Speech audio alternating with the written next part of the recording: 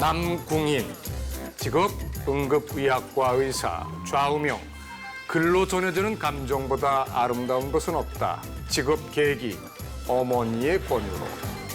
아니 근데 저 레게 머리는 설마 이력서에 진짜 붙이신 머리인가요? 아니요, 그건 아닙니다. 제가 그 의사 되기 바로 직전까지 했던 머리입니다. 저대로 환자를 보는 건 아니고요. 네. 제가 한때 아주 자유로운 영혼이었어가지고 그때 사진을 한번 걸어봤습니다. 그 연관 검색어를 찾아보니까 비아그라로 인터넷 검색어 1위를 하셨어요. 이건 또 어떤 사연이 있는 겁니까? 제가 비정상회담이라는 예능 프로그램에 나갔었습니다. 네. 각 나라에서 개발된 약품을 서로 얘기하고 있었는데 네. 그 미국인 마크 씨가 우리나라에서는 비아그라가 개발됐다 이렇게 얘기를 했습니다. 근데 이 비아그라가 협심증 치료제로 맨 처음 썼었는데 알고 보니 엉뚱한데 효과가 있더라. 이런 얘기를 하고 있었습니다. 네. 그리고 이게 고산병에도 쓰이거든요. 예. 그러니까 고산병이라는 게 높은 산에 네, 올라갈 높은 산에 올라갈 때 비아그라를 먹으면 좀 증상을 완화시키는 효과가 있습니다. 그래서 제가 농을 쳤습니다. 네, 진료실에도 고산에 간다고 비아그라를 달라고 오시는 분이 계십니다. 근데 진짜 고산에 간지는 잘 모르겠습니다. 무슨 용도로 쓴지는 믿겠습니다. 이렇게 농을 쳤습니다. 네. 근데 이게 방송이 나가고 다다음 날 바로 청와대에 비아그라 게이트가 터졌어요. 그래서 청와대가 나라 돈으로 비아그라를 잔뜩 구매했다고 그 대단한 화제가 됐었는데 청와대에서 공식 발표가 고산에 가려고 샀다였습니다. 그래서 청와대 연관설, 예측설, 예견설.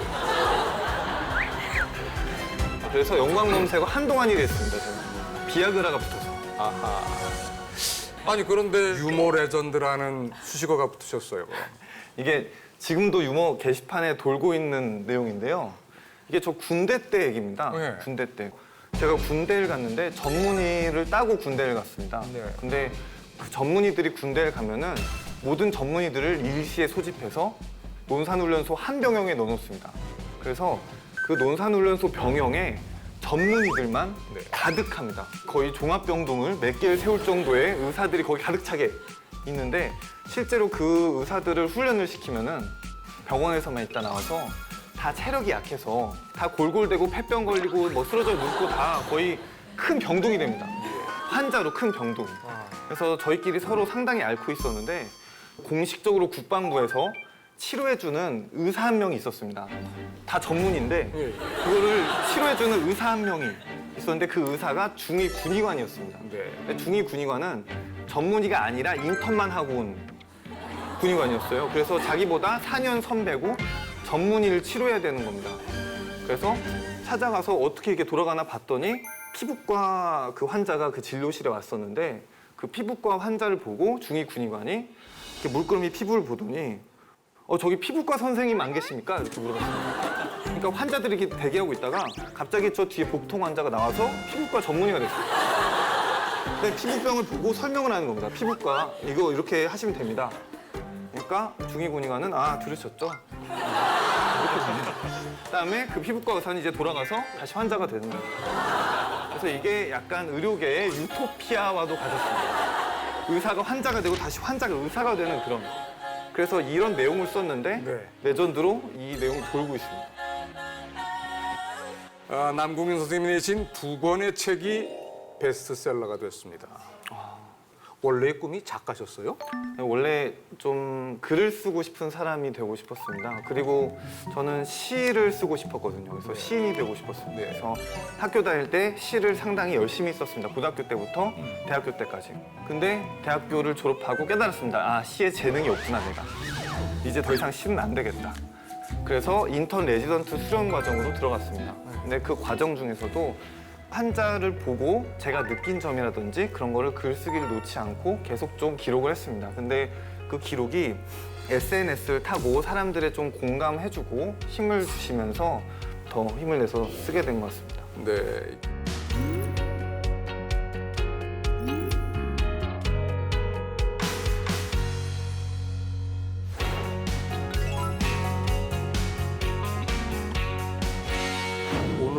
강연 주제는 어떤 겁니까? 네, 오늘의 강연 주제는 지독한 삶의 현장입니다. 누군가의 평온하고 안온한 하루는 누군가의 지독한 하루기도 합니다. 응급실 의사 그리고 인간으로서 겪는 고통과 고뇌 그리고 죽음에 대한 생각들을 나누고자 합니다. 네, 여러분 남궁인 선생님의 지독한 삶의 현장 강의 시작하겠습니다.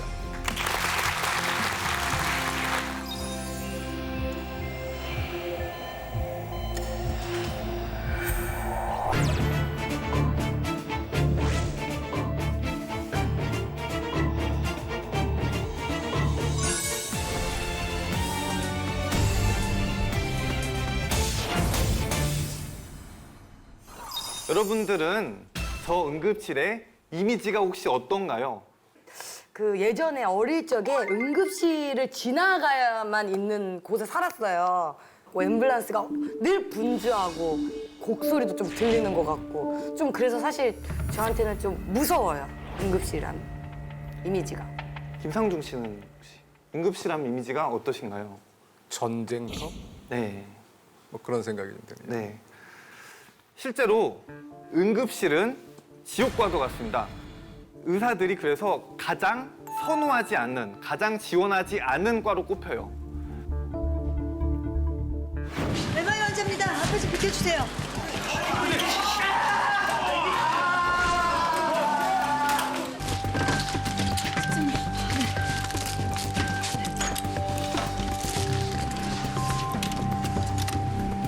혈압 떨어집니다.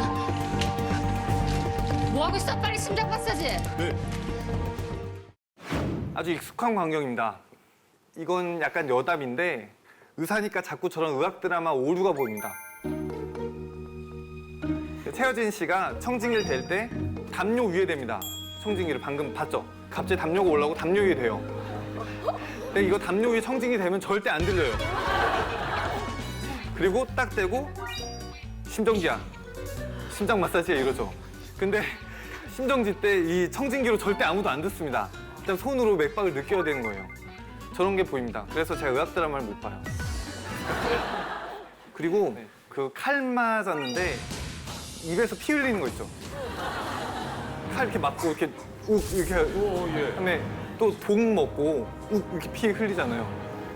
그런 일 거의 없어요. 왜 배에 칼 맞았는데 입으로 피가 나오죠? 누군가 시각적 효과로 한번 만들었는데 괜찮다고 해서 계속 쓰이고 있는 것 같아요. 이게 현실적으로는 입으로 피 토하지 않습니다. 응급실을 찾는 연간 환자는 한 해 1,000만 명입니다. 그리고 1996년부터 배출된 응급학과 전문의는 현재 1,500명입니다. 그래서 이 1,500명이 응급실에서 상주해서 대부분 일선에서 일하고 있습니다. 환자분들이 응급실에 오면은 무조건 응급의학과에 소속된 환자가 되는 겁니다. 이게 미국에서 시작된 학문입니다. 환자를 받았을 때 이게 전문적인 처치가 안 되면은 4시간 동안 다른 모든 과에 전문적인 처치를 할 수 있도록 그 개발된 학문입니다. 그래서 응급의학과 의사가 하는 일은 꼭 응급실에서 응급 환자를 보는 것 말고도 응급실의 동선의 개선이라든지 응급실 환경 자체의 개선, 그다음에 응급의학이란 학문의 발전이랑 저희들이 늘 보는 구급대원들이 어떻게 현장에 처치하고 소생술을 하고 그다음에 이런 생존 가능성을 올리고 혹은 일반인들 대상으로 심폐소생술 교육을 하고 이런 인식을 개선하고 이런 일들까지 총괄해서 하는 게 응급의학과 의사입니다. 응급실은 삶의 현장과도 같은데요. 이거는 제가 살고 있어서 삶의 현장이 아니라 다른 사람들의 삶을 전부 다 고스란히 모아둔 것 같은 느낌이 들어서 제가 삶의 현장이라고 표현했습니다. 만약에 밖에서 6중, 7중 추돌 사고가 났어요. 그럼 그 사람들 구급차에서 환자들 싣고 어디론가 항상 가죠. 그게 다 응급실입니다. 극단적으로는 40인승 버스가 저희 응급실 문 앞에서 접촉 사고가 났습니다. 그 40인승 안에 탄 사람들이 다 환자가 됐죠, 이제. 그래서 그 버스가 그대로 굴러서 40명이 그대로 이렇게 줄 서서 들어오기도 합니다. 또 하루는 정말 벼락이 심하게 치고 바람이 너무너무 심하게 불어서 거의 거리도 못 나갈 정도, 비도 너무 심하게 오고 이런 날이었습니다. 그래서 거리에 아무도 없었어요. 그래서 제가 응급실에 아무도 없겠지 생각하고 출근했습니다. 근데 웬걸 병원에 출근을 했더니 가로수가 뽑혀서 가로수에 맞은 사람, 멀쩡한 유리가 깨져서 유리에 맞은 사람, 뭐 그냥 걸어가다가 넘어진 사람, 바람이 너무 세게 불어서. 그래서 밖에는 길은 한산해서 아무도 없는데 응급실만 붐비고 있었습니다. 또한 어딘가에 폭발이 있다든지 벼락을 맞았다든지 중증 외상이라든지 전신 화상을 입은 사람, 이런 손이 많이 가는 환자들이 오게 되면 응급실은 완전히 다 마비가 되게 됩니다. 이런 밖에서 벌어진 일들이 그대로 고스란히 오는 공간이다 보니까 국가적인 재난하고도 연관이 있습니다. 우리 메르스가 터졌을 때 가장 먼저 폐쇄되고 이런 데도 응급실이었습니다.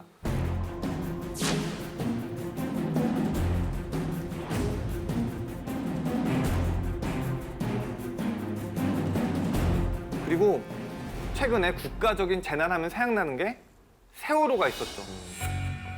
이 세월호에서 구조된 아이들이 진도에서 맨 처음으로 안산으로 와서 치료받았던 게 제가 근무했던 안산병원이었습니다.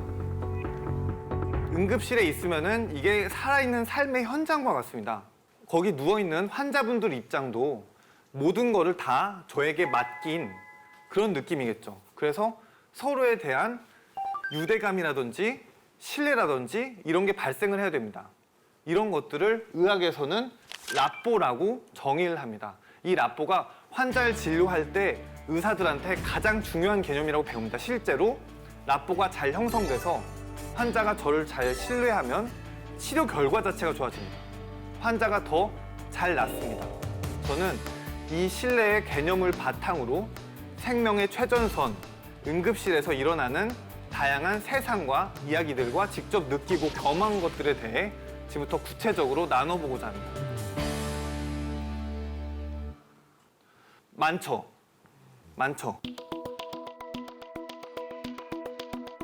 의학에는 정말 많은 과가 있습니다. 실은 응급실에 있다 보면은 이 많은 과들 환자 중에 어떤 과 환자가 올지 모르죠. 혹자들은 물어봅니다. 이거 정말 다 아나요? 다 공부하나요? 근데 실제로 다 공부합니다. 다 공부를 해야만 합니다. 하지만 이 중에서 사람이 응급으로 아플 수 있는 거라든지 급성으로 아플 수 있는 것들은 저희가 확실히 전문적으로 공부를 합니다. 근데 꼭 응급의학과 의사가 아니더라도 의사 면허가 있는 사람들은 대부분 저런 사항들을 대충이라도 다 알고 있습니다. 근데 실제로 저 많은 과들을 전부 다 완벽하게 외울 수도 없을 뿐더러 그걸 다 외운다고 생각하는 의사는 좋은 의사가 아닙니다. 예를 들어 제가 만약 어떤 한 환자가 있었는데 이런 치료 방침을 가졌는데 맞다고 생각했지만 약간 헷갈렸습니다. 그래도 나는 맞을 거야. 이런 식으로 그 치료 방법을 혼자서 밀어붙였습니다. 근데 만에 하나 잘못됐어요. 사람이 하는 일이니까 잘못될 수 있죠. 하지만 저는 잘못된 행동을 한 겁니다. 제가 이게 확실하지 않다라고 했을 때 다른 사람한테 물어봤으면 됩니다. 그래서 그 사람이 바로잡아줬으면 되는 겁니다. 그래서 좋은 의사는 자기가 모른다는 것을 확실히 파악하는 게 오히려 더 좋은 의사라고 할 수 있습니다. 그리고 대학병원 가보면은 의사들이 엄청 많죠. 내내 자기들끼리 얘기하죠. 돌아가면서 진료를 하고 돌아가면서 물어보고 컨퍼런스를 하고 회의하고 브리핑하고 이런 것들이 사람이 하는 일이니까 100%가 없다고 생각하고 안전에 주의를 기하는 겁니다. 그래서 이 동료들과 협업하는 게 의학에서는 매우 중요한 개념입니다. 옛날에는 의사 선생님 하면은 이렇게 선생님이라고 대접받는 그런 분위기가 있었습니다. 물론 지금도 없지는 않지만 요새는 인터넷이 발달해서 환자분들이 이런 병 같은 거를 검색을 하고 오십니다. 검색을 하고 오시는 건 매우 좋아요. 근데 검색을 하고 와서 이렇게 시험을 합니다, 의사들을. 이거 말을 그 똑같이 하나? 그거를 틀리게 말한다든지 다른 방식을 제시한다면 화를 냅니다. 이것이 폭언이라든지 폭행으로 이어지기도 합니다. 또 하루는 제가 레지던트 때였는데 응급실에 불량배 무리가 이렇게 몰려왔어요. 불량배 무리가. 근데 그중에 두목으로 보이는 사람이 배에 칼을 맞았습니다. 4cm 정도 왼쪽 배에 사상이 있었어요. 그래서 손을 넣어보니까 장이 그대로 만져졌습니다. 수술해서 환자분 목숨을 살립시다. 이렇게 얘기를 했습니다. 근데 불량배들이 그 말을 전혀 듣질 않는 겁니다. 빨리 끄매라, 집에 가게. 돌팔이가 지금 치료를 맘대로 하려고 하네? 이런 식으로 얘기하더니 그냥 밖에 나갔습니다. 담배를 피러. 전부 다 환자까지 데리고.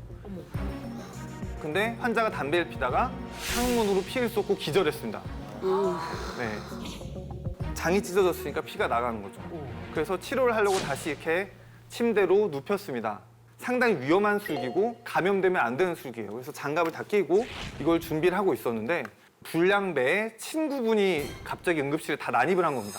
우리가 요구한 대로 안 해서 지금 우리 형님이 큰일 났다.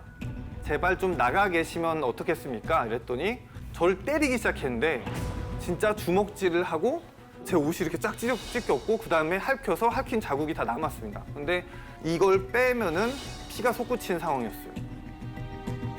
그래서 그걸 다 맞아내고 그 다음에 간신히 그 사람이 제압돼서 마저 이 혈관을 넣었습니다. 이런 일까지 있습니다. 이런 것들이 현실입니다.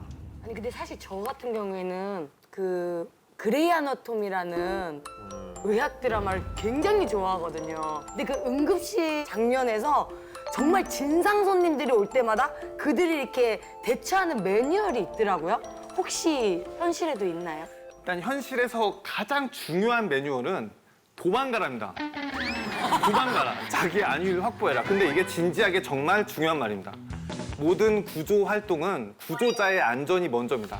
그래야지 피해자도 구할 수가 있어요. 근데 응급실 환경에서 의료진이 자기한테 폭력이나 위해를 가할 수 있는 사람한테 맞서 싸우다가 봉변을 당하면은 환자가 다 위험해지게 됩니다. 그래서 자기 안위를 챙기는 게 실제로 가장 안전한 방법입니다. 그럼 응급실에 계시는 뭐 경찰분이나 보안관 뭐 이런 분들도 계시나요? 보안관요? 예. 네. 보안 요원들은 다 계십니다. 네. 근데 이분들은 실은 그냥 물리적으로 막을 뿐이지 그래서 전혀 환자한테 실은 손을 못 댑니다. 그리고 또 경찰을 부르면은 경찰 쪽에서는 일단 환자가 폭행을 했다고 하면은 환자니까 이해하고 들어가는 부분이 있습니다. 그래서 좀 가벼운 처벌에 끝나든지 처벌을 강력히 원하지 않는다고 하면은 그냥 갑니다. 그래서 실제로 저희 그 응급실 의료진한테 설문조사를 했을 때 폭력을 경험한 적 있느냐라고 물어봤을 때 85% 이상이 있다라고 대답했습니다.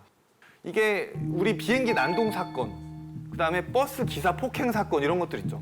이런 것들이 왜 사회적인 이슈가 되고 부각이 되냐면은 이게 안전의 문제이기 때문입니다.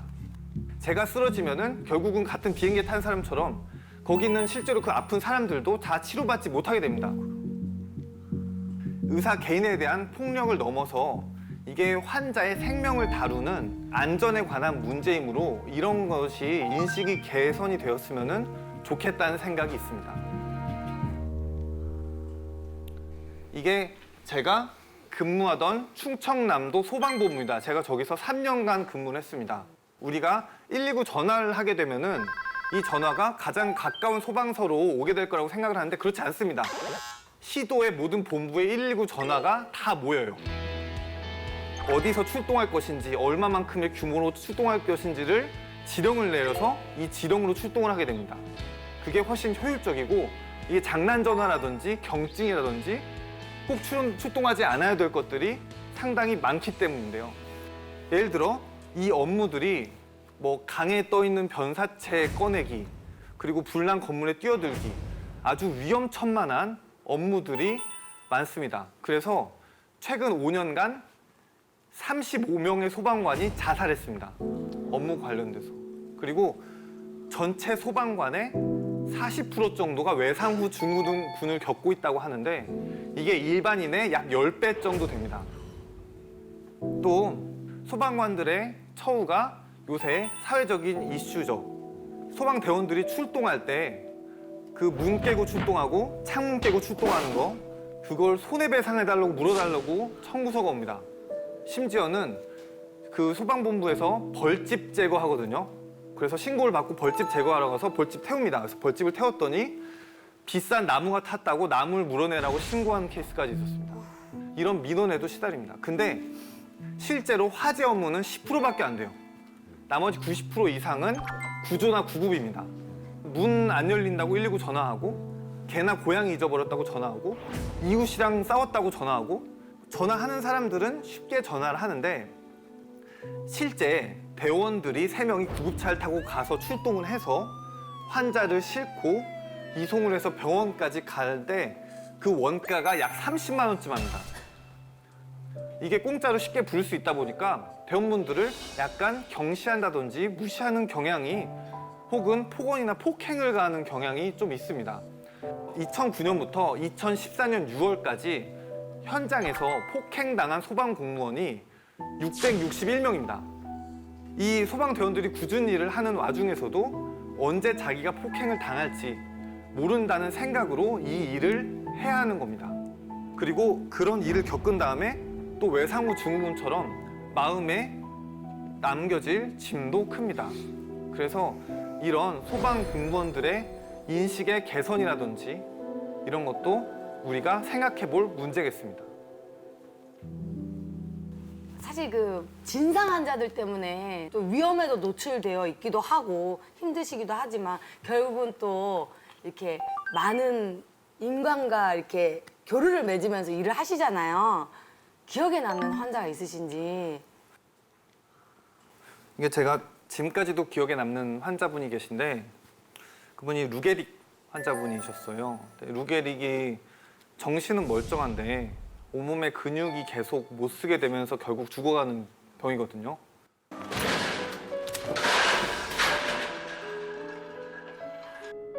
내 몸이 나한테 자꾸 끝이라고 말해.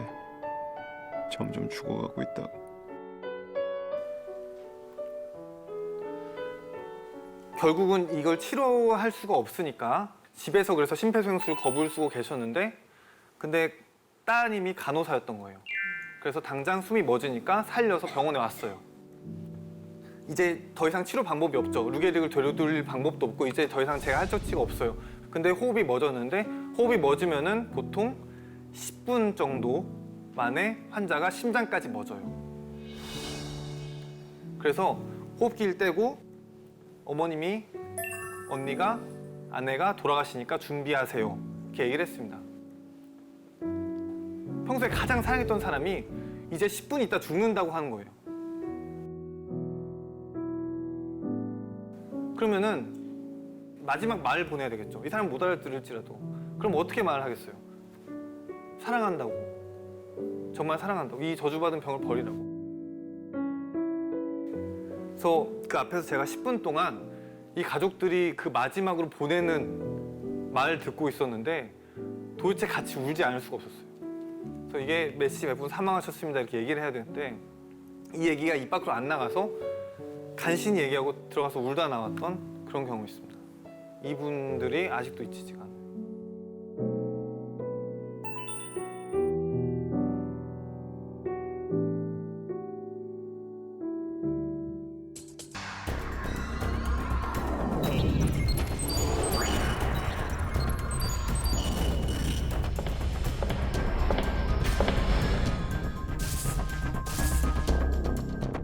서울대학교 의과대학에서 법의학을 가르치고 있는 유성호 교수입니다.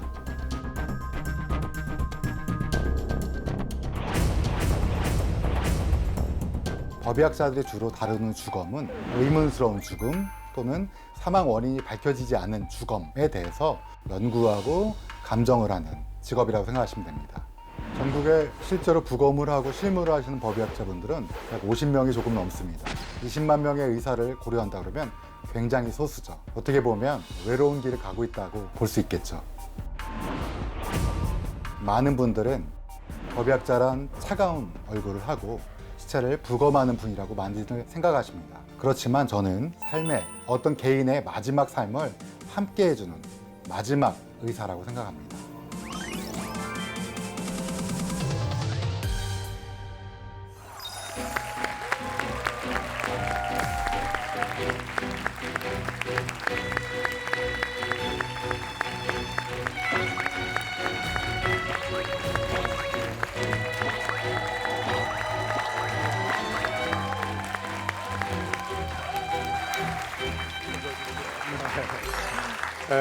교수님 정식으로 인사 부탁드리겠습니다. 네, 서울대학교 법의학교실의 이성우라고 합니다.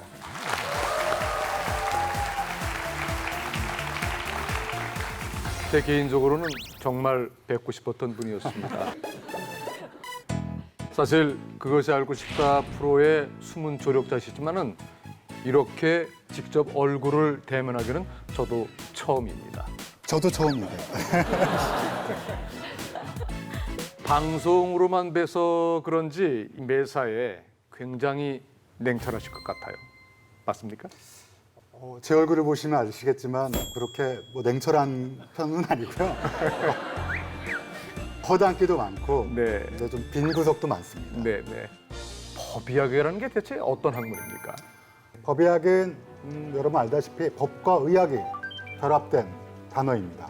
법률의 시행에 있어서 이걸 어떻게 도움을 줄까 하는 사항을 연구하고 실제로 적용하는 의학이라고 생각하시면 될 것 같습니다. 법의학을 전공하는 사람들은 굉장히 적습니다.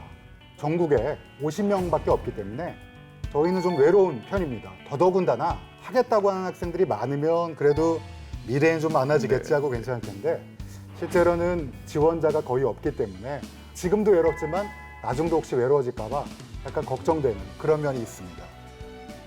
교수님 지금까지 몇 건의 부검을 하셨습니까? 법정에 가면 항상 그 변호사분들이 저한테 물어봅니다. 몇 건 하셨냐고. 그래서 제가 1,500건일 때까지 열심히 셌습니다. 근데 그 다음부터는 세는 게 좀 귀찮기도 하고 그랬었는데 아마 2,000건은 넘었을 것 같습니다. 혹시 좀 기억에 남는 부검이 있으신가요? 사실 제가 부검한 케이스는 그 케이스마다 다 기억을 하고 있습니다. 왜냐하면 각자의 사연이 있기 때문에 뭐 통상적인 부검, 일반적인 부검이라는 건 저한테는 없습니다. 최근에 부검한 것 중에서 서로 좋아하던 사이인데 한쪽 파트너가 이제 그만 만나기를, 헤어지기를 원했는데 100번이 넘게 칼을 찌른 그걸 하면서 얼마나 인간이 이렇게 잔인해질 수 있나 이런 생각을 했던 건이 있었고요. 또 하나 반면에 제가 가장 가슴 깊게 울었던 케이스가 있었는데 그 케이스는 경기도의 어떤 지역에 아파트에 화재가 났습니다. 근데 그 화재가 난 당시에 미혼모로 아이를 출산했던 어머님이 아이를 꼭 끌어안고 발견이 됐던 거예요. 아이는 다행히 정말로 기적적으로 거의 상처가 없이 해서 살아났는데 제가 부검을 할 때는 시신만 보는 게 아니라 여러 가지 것들을 같이 보면서 하기 때문에 그걸 봤을 때 아가페적인 사랑이 이런 거구나 하고 아이가 천진난만하게 바깥에서 엄마를 찾는 이런 걸 봤을 때 저도 울고 사실 그 부검을 의한 경찰분도 눈시울을 붉힌 그래서 인간이 얼마나 잔인하고 뭐 이런 것도 하지만 얼마나 숭고한지도 느낄 때가 있습니다. 문득 중광 스님의 묘비명이 생각이 납니다. 괜히 왔다 간다. 묘비명을 쓰신다면 어떻게 쓰고 싶으세요? 제 묘비명이요? 네. 제가 얼마 전에 그 애니메이션을 봤어요. 코코라는 애니메이션을 봤는데 거기에 보면 이제 죽은 자들의 세계가 등장을 하더라고요. 그래서 이승에 있는 사람이 기억을 못하면 그 저승에 있는 사람들이 거기에서도 사라져버리는 그런 내용이었어요. 그래서 저는 기억해줘라고 묘비명을 쓰고 싶습니다. 저도 한 번도 생각해보지 않았는데 뭘 할까 하다가 두 다리를 쭉 뻗고 이제 좀 자야겠다 이렇게 생각했습니다. 평소에는 두 다리를 쭉 뻗고 앉으시고 잘 때 이제 죽을 때만큼은 이제 좀 편히 좀 자자.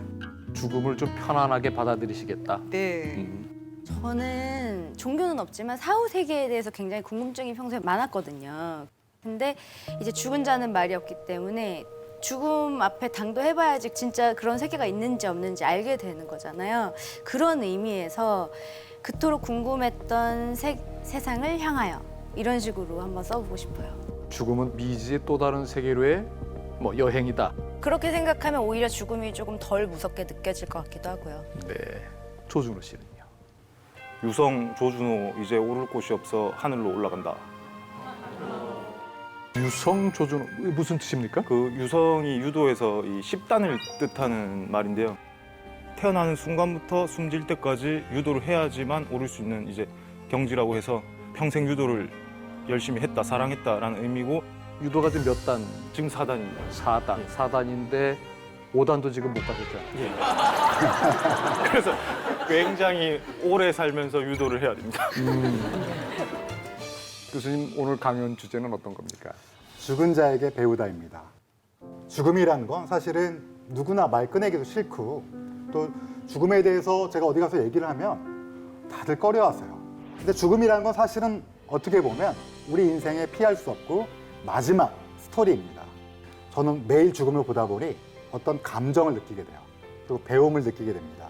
그래서 이런 감정이나 배움을 주변 사람들에게 전하고 싶은 또 제가 느낀 바를 조금 더 자세히 말씀드리고 싶을 자리를 찾았는데 마침 이렇게 초대해 주셔서 감사합니다.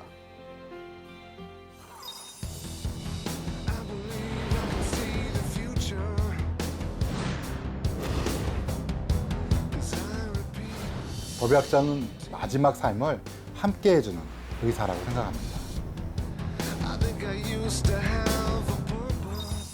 아마 법의학 그러면 CSI 이걸 많이 생각하실 겁니다. CSI를 보면 과학적으로 뭐 여러 가지를 해결하고 있는 거죠. 비슷한 드라마로 우리나라에서는 박신약 씨가 천재법의학자로 나온 사인이라는 드라마가 있었고요.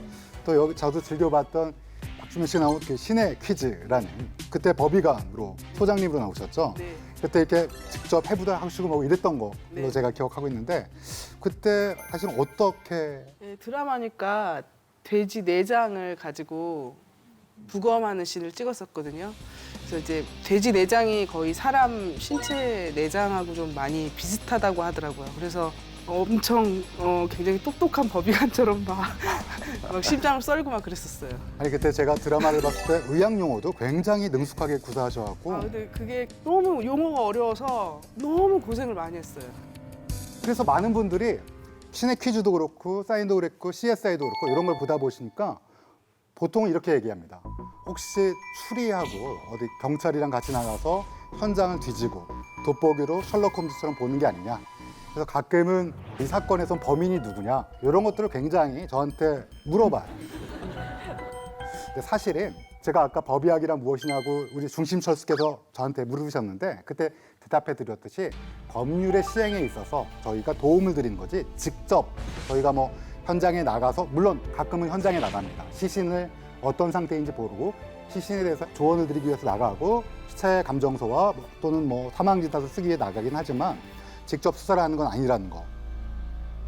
그래서 많은 사람들이 이런 생각을 합니다. 법의학은 타살만 하는 거 아니냐고. 우리나라 인구가 얼마나 되죠? 5천만. 네, 5천만이 좀 넘습니다.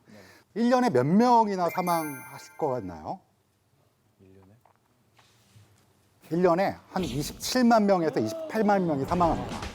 물론 태어나는 건 그것보다 많아요, 아직은. 저출산이지만 아직까지는 우리나라가 출산이 사망자보다 많은데 근데 그중에 타살 사건은 얼마나 될까요? 3만 명?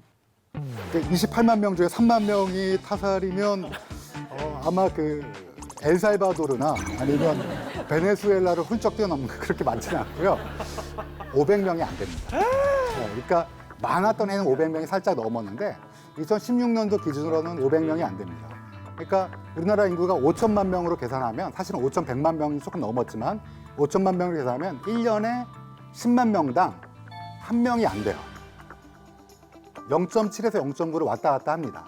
그러니까 생각보다는 우리나라가 굉장히 안전한 나라예요. 비교하고 싶은 나라 혹시 있으신가요? 미국 한번 비교해 볼까요? 미국은 꼭 비교해 보고 싶잖아요, 항상. 선진국이니까. 그러면 얼마나 될까요? 뭐 미국도 연마다 바뀝니다. 인구가 훨씬 많으니까 우리보다는 살인 사건이 많겠죠. 10만 명당 한 4명 정도 됩니다. 3.5, 4명. 비율로 보면 우리가 4분의 1이나 훨씬 적은 거죠. 그 다음에 또 비교하고 싶은 나라 있으신가요? 영원한 숙적. 일본? 일본. 근데 일본 우리보다는 좀 낮아요. 그러니까 일본도 0점대고 일본, 대만, 극동아시아 쪽에 나라들이 좀 안전하고요. 그 다음에 저기 여러분 뭐 북유럽 이런 쪽이 좀 안전합니다. 근데 이제 조금 혼란스러운 나라는 중남미가 굉장히 좀 위험합니다. 특히 중미 지역이 제가 아까 말씀드린 베네수엘라라든지 뭐 엘살바도르, 온두라스 이런 나라들은 10만 명당 40명, 50명 이렇게 됩니다. 우리나라는 10만 명당 한 명이 안 되는데 1년에 생각보다 굉장히 문제였죠. 아까 말씀드렸다시피 법의학자 몇 명이라고요, 우리나라에? 50명이요. 50명쯤 됩니다. 그건 이제 은퇴하신 분들 빼고 50명쯤 되는 거예요. 그러면 살인사건은 1년에 500건이라고 치면 한 사람당 몇 건만 하면 돼요? 10건. 10건. 그럼 10건만 하고 놀까요? 그렇지 않습니다. 제가 작년에 한 200건을 좀 넘게 부검을 했습니다. 근데 제가 한 사건 중에 물론 살인사건도 있었지만 대부분 어떤 사건이냐?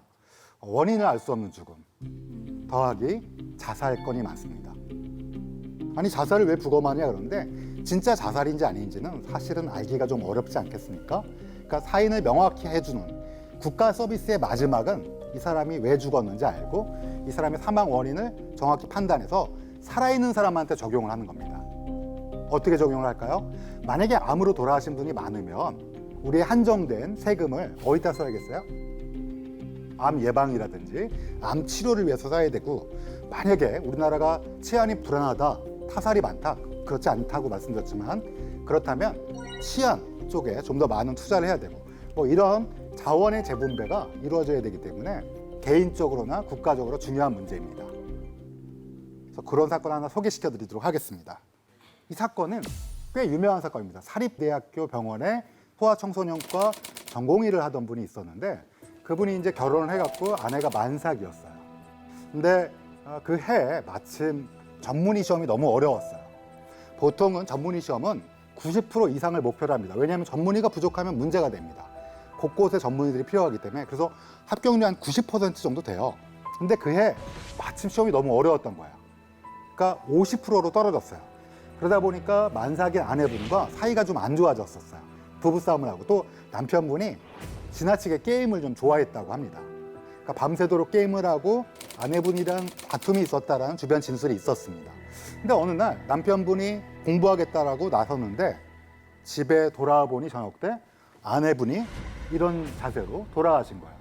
그래서 남편이 신고를 했죠. 부검이 시행되는데 그 부검 소견에서는 머리 뒤통수에 살짝 두피가 좀 찢어진 소견이 있고요. 목을 부검을 해봤는데 목에 출혈이 너무 심한 거예요. 살아있을 때 생긴. 그래서 당시 부검을 했던 국가수의 법의관이 손에 의한 목졸림에 의한 질식사로 판단을 했습니다. 그런데 경찰이 수사를 해보니까 그 집에 남편이 아침에 나가고 저녁에 돌아올 때까지 왕래한 흔적이 없었습니다. 근데 남편분의 몸을 검사를 해봤는데 손톱에 핥힌 자국이 있어요. 여자분의 손톱에는 남편의 피부 조직이 있고. 근데 결혼하신 분들은 알겠지만 등도 긁어주고 뭐 이렇게 싸우다가 핥히기도 하고 뭐 여러 가지 일이 있을 수 있죠. 그러니까 이건 뭐 남녀간에 있을 수 있다라고 남편분은 주장했고 누군가 들어왔거나 아니면 사고나 뭐 다른 이유일 거다라고 하면서 마이클 스벤슨이라는 국제적인 법의학자를 초빙했습니다. 남편 쪽에서.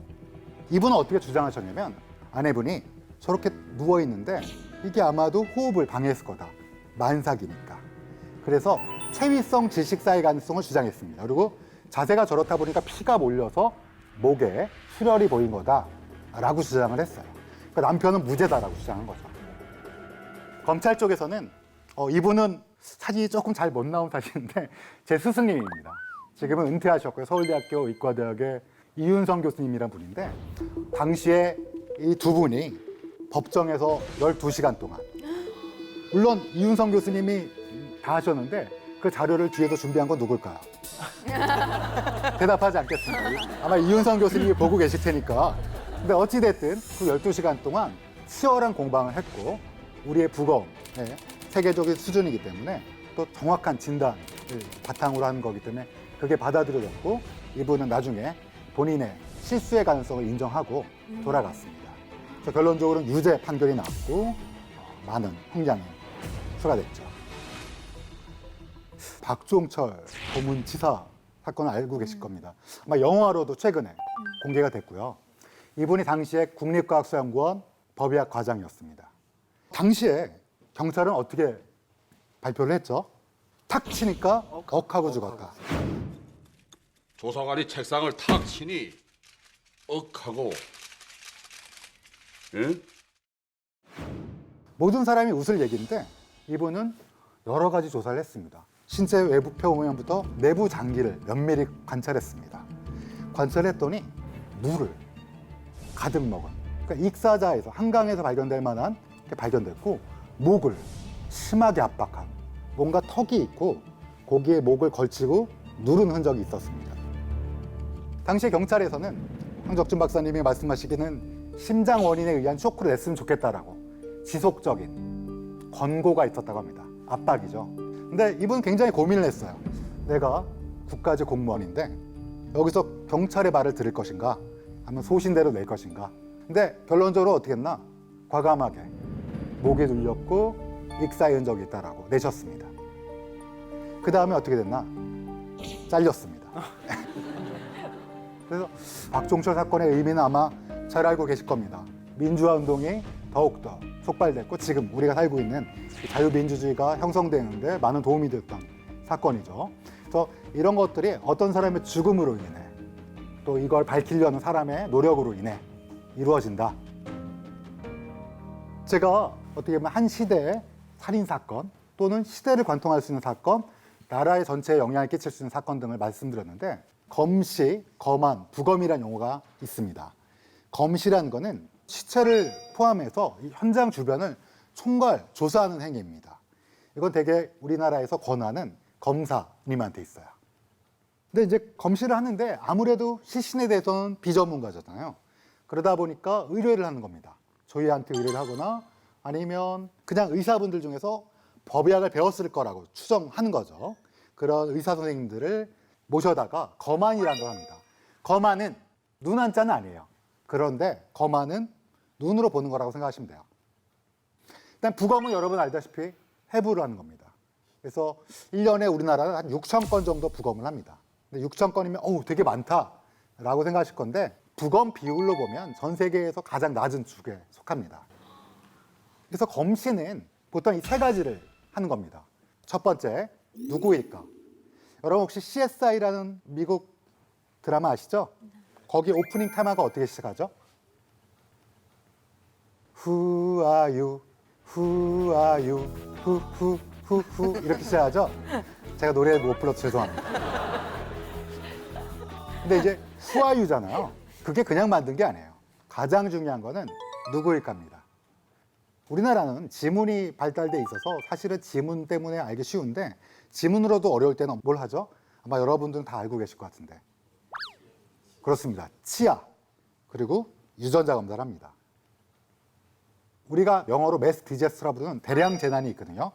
되게 가슴 아픈 얘기지만 과거 삼풍 아파트, 대구 지하철, 그 다음에 굉장히 안타까운 세월호까지 죽었을 때 사망자에 대해서 시신을 확인하는 것은 얼굴만 보고 하면 틀릴 가능성이 너무 높아요. 지문, 치아, 그 다음에 유전자 검사 이 세 가지를 합니다. 그래서 제일 중요한 게 누구일까입니다. 그 다음에 이제 왜 죽었냐예요. 왜냐하면 왜 죽었냐에 따라서 어떻게 죽었냐가 달라질 수 있기 때문입니다. 예를 들어 어떤 사람이 높은 건물에서 떨어져서 사망했어요. 자, 죽음은 추락사겠죠. 뭐 그건 누구나 다 알 수 있겠죠. 근데 어떻게 죽었을까? 이 사람이 자살일까? 아니면 누가 밀었을까? 아니면 작업을 하시다가 발을 헛디뎌서 불행한 사고일까? 그건 모르는 거죠. 근데 왜 죽었는가를 면밀히 관찰하면 어떻게 죽었을까? 즉 자살인지 타살인지 아니면 사고사인지를 결정할 수 있게 돼요. 그래서 누구일까를 우리가 본 다음에 왜 죽었나, 그 다음에 어떻게 죽었나를 살펴보게 됩니다. 이게 검시의 처음이자 마지막이에요. 간단하죠. 이건 사실은 매스미디어도 분명히 밝히지 못하는 그런 사건이었어요. 평범한 학생이었어요. 그 당시에 울분을 느끼는 부검을 하게 됐고 정말 무섭고 많은 외압이 왜 없겠냐 추정할 수 있겠죠. 그럼에도 불구하고 관찰한 그대로의 진단명을 내게 되고 굉장히 다양한 형태, 다양한 사연에 시신이 전해주는 죽음의 이유.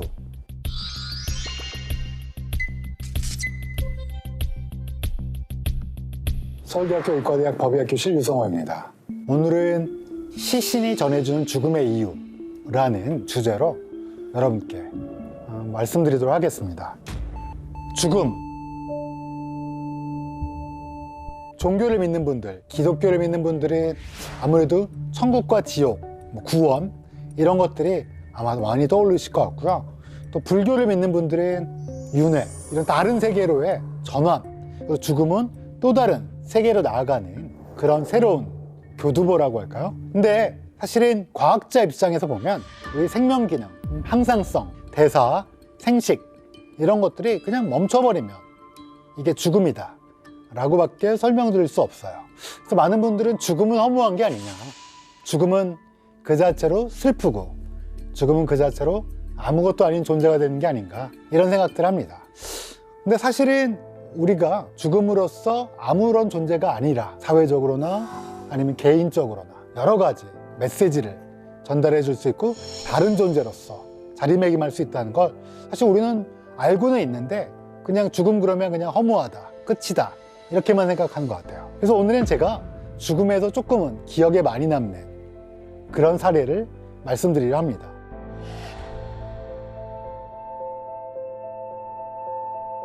첫 번째 사례는 박종철이라는 분입니다. 평범한 학생이었어요. 그 당시에 울분을 느끼는. 근데 이분은 결국 경찰에게 연행된 다음에 탁 치니까 억하고 죽었다라는.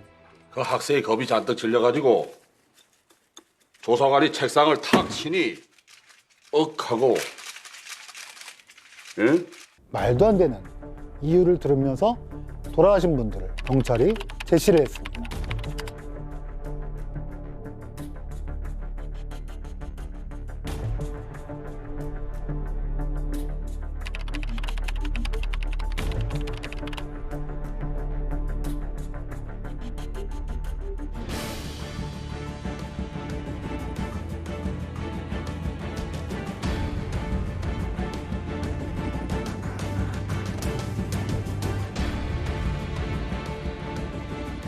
온 국민이 믿지 않았죠.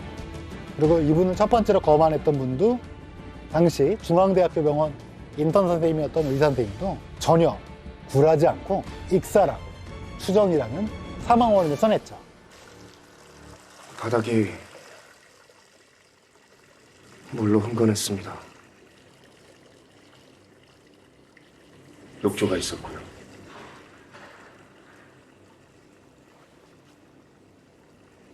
폐에선 수포음도 들렸습니다. 무서웠겠죠, 경찰이. 정권이 무서웠겠죠. 그러면 탁 치니까 억하고 죽었다라는 거에 동조했을 수도 있는데 용감했던 의사는 정식대로 그 사람의 죽음에 대해 써섰고,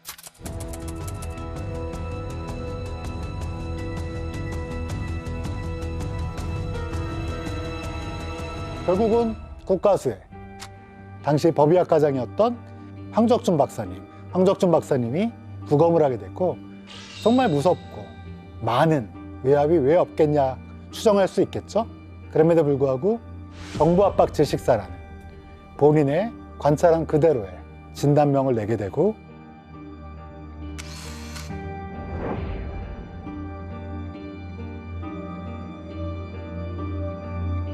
그 다음부터 우리가 조금 더 민주화에 한 걸음 더 다가서는 그런 계기가 됐습니다. 이분은 열심히 정의를 위해서 본인의 신념을 지키던 그냥 평범한 대학생이었는데,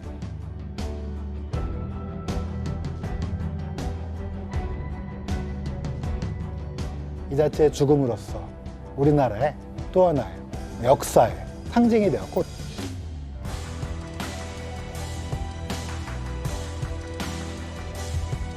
이분의 죽음은 그냥 허무하고 그냥 아무것도 아닌 게 아니고, 이분을 기억하는 많은 분들은 앞으로도 계속 있을 거라고 봅니다. 저는 가장 기억에 남는 부검이 뭐냐? 이게 물어보면 이 경우를 항상 생각합니다. 20대인데 어쩔 수 없이 결혼을 하지 않았던 그런 분이 아이를 끌어안고 화마를 견디다가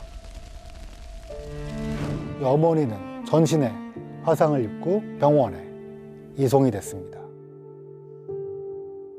근데 사실 아이는 거의 다치지 않았어요. 어머니는 전신에 60%가 넘는 2도 이상의 화상을 입게 됐습니다. 보통 한 30-40%만 넘어도 사망할 수 있는 화상에서 이분은 견뎠어요. 그러다가 그만 돌아가시게 됐죠.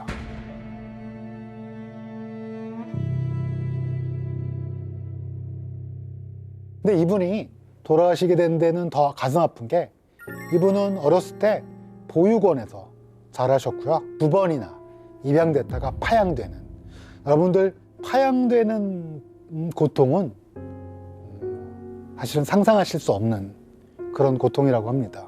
굉장한 가슴 아픈 일을 겪고 아이를 낳고 가정을 꾸리려고 했는데, 그런데 그만 화마 때문에 아이는 똑같이 본인과 똑같은 운명이 될 수밖에 없는 거를 알면서, 제가 부검을 할 때 전신의 화상과 눈물이 말라붙은 눈에 그걸 봤을 때 굉장히 마음이 아팠던 그런 기억이 납니다.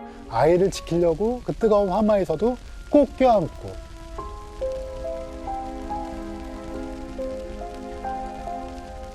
어머니의 사랑이라는 걸 알 수 있는 그런 사건이었어요. 여러분, 우리나라 1년에 30만 명이 조금 안 되게 29만 5천 명이 사망하게 됐죠.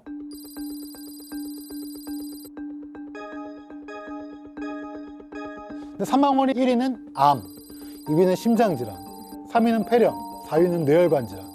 근데 문제가 5위가 뭡니까? 자살이에요.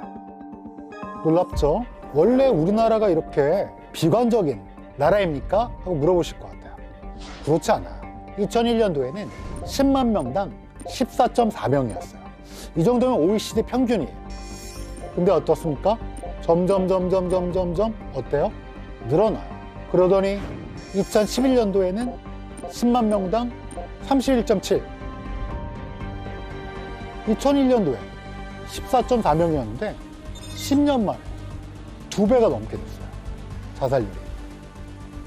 정부는 정말 놀랬고 정부에서 굉장히 많은 노력을 기울였습니다. 그럼에도 불구하고 2019년 26.9명.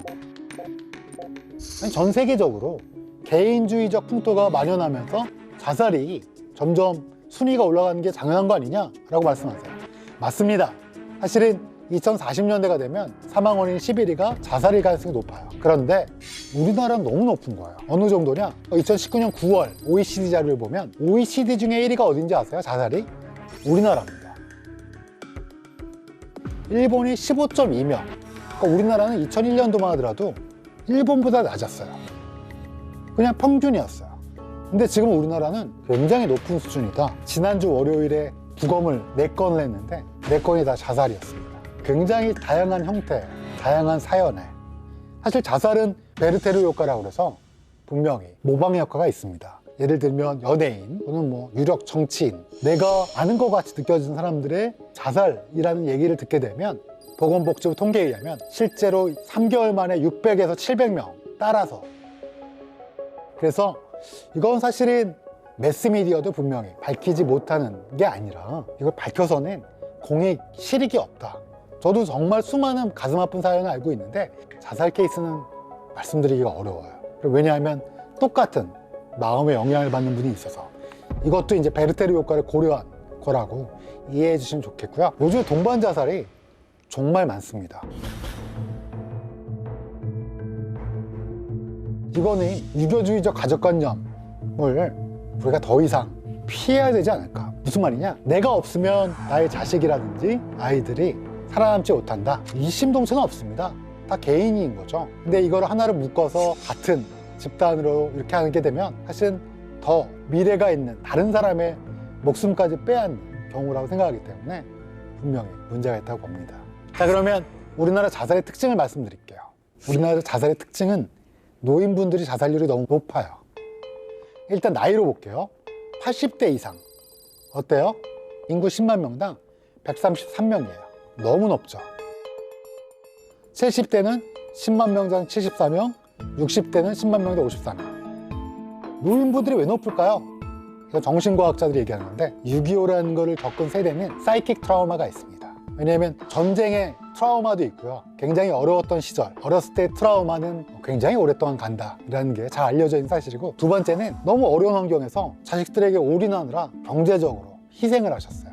경제적 어려움. 세 번째는 더 이상 옛날 대개 본인들이 자랐던 시대에 노인의 현명함을 기대할 수 없는 그런 세대에 봉착하게 된 여러 가지 이유로 노인의 굉장히 어려움이 있다. 또 하나, 두 번째 문제는 20대, 30대를 보면 남녀의 차이가 상대적으로 너무 좁아져 있어요. 굉장히 안 좋은 겁니다. 왜냐하면 남자랑 여자랑 전 세계적으로 3배에서 4배가 남자가 높아요. 이건 원래 디폴트 값이 그래요. 남자 자살률이 높은 이유는 첫 번째는 호르몬에 의해서 충동적 행동이 있다라고 주장하는 것도 있고요. 두 번째는 외부 자원, 뭐 심리 상담이라든지 정신과 치료를 쉽게 이용하는 그런 성향이 남자에서 굉장히 떨어져요. 여성분들은 그래도 상대적으로 심리 상담이라든지 정신건강의학과를 이용하는 외부 자원을 이용하는 비율이 높아요. 세 번째는 술이라든지 충동성을 유발할 수 있는 약물이라든지 이용 빈도가 남성이 높아요. 네 번째는 실직을 했을 때 사회적으로 조금 더 힘든 성별, 남성이에요. 그러니까 실직률이 올라가면 독주 판매량이 늘어나고 남자의 자살률은 함께 따라 올라갑니다. 그래서 원래 남자가 3배에서 4배가 높아요. 근데 문제는 40대부터는 어때요? 2배 넘죠? 근데 20대, 30대는 여자가 너무 높은 거예요. 이건 분명히 문제가 있다. 뭔가 잘못되고 있다는 걸 방증하고 있습니다. 여성의 높은 자살률, 이건 어떻게 봐야 되나? 우리가 이제 남녀 차별이 없는 시대를 향해서 가고는 있죠. 가는 게 맞습니다. 근데 그럼에도 불구하고 사회적으로 좀 어려운 시스템이 여전히 남아있다. 교육받은 것과 실제 사회는 디스크레판시라고 부르는 아직도 뭔가 차이가 있다. 이렇게 말씀드리면 또 보시는 분들이 싸울까봐 싸우지 마시고, 남자도 높다니까요. 누구 한쪽 성을 한 게 아니고요. 싸우지 마시고요. 좀 더 좋은 사회로 나가야 될 이유가 있다.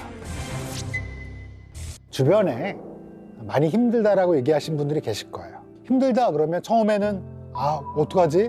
안 됐다. 좀 뭐 도와줄 게 없다 그러는데 힘들다 얘기를 듣다 보면 본인도 지쳐요. 그러니까 뭐 힘든 사람에게 모진 말을 할 수도 있고 뭐 그럴 수도 있어요. 근데 제가 꼭 드리고 싶은 말은, 우리 감기 걸리면 어디 가죠? 가까운 병원에 가서 약 지어 먹잖아요. 그렇죠? 마음에 감기가 들면 당연히 약을 먹어야 돼요. 가까운 데 가서 상담도 받고, 정신과 약에 대해서 굉장히 나쁜 감정을 가지고 계신 분이 있는데 오랫동안 안 먹습니다.